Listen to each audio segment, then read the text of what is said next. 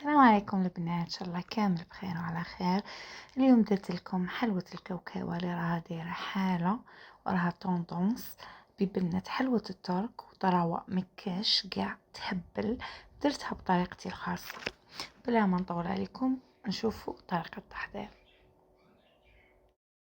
نحتاج 250 غرام زبدة طرية، نضيف لها صفار بيضة وزوج معالق كبار نتاع كاوكاو محمص ومطحون ومورف كبيرة عسل مرجان وطرف نتاع حلوة الترك اللي تعطيها بنة هبال والاكستري كراميل، ونخلط بالباتور مليح حتى يطلع الخليط بيان.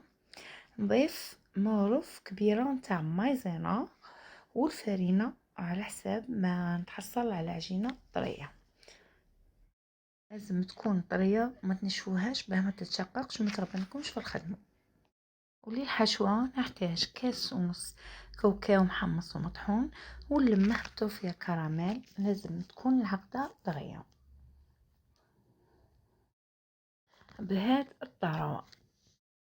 نحتاج هذا المول اللي راه طوندونس يتباع غير ب18,000 في راحة اليد. نخبز كرة ونحط عليها كرة نتاع الحشو ونكورها وندخلها في المول ونضغط عليها براحة اليد بهذه الطريقة ونطيبها على درجة حرارة 160 درجة، طيبها 20 دقيقة. أكدوا لي على الطراوة، شوفوا كيفاش تجي.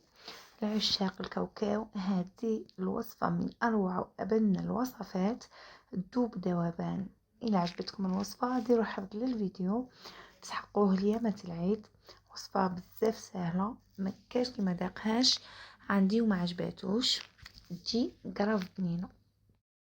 نتمنى تجربوها ونشوفكم في وصفة أخرى من وصفاتي. سلام.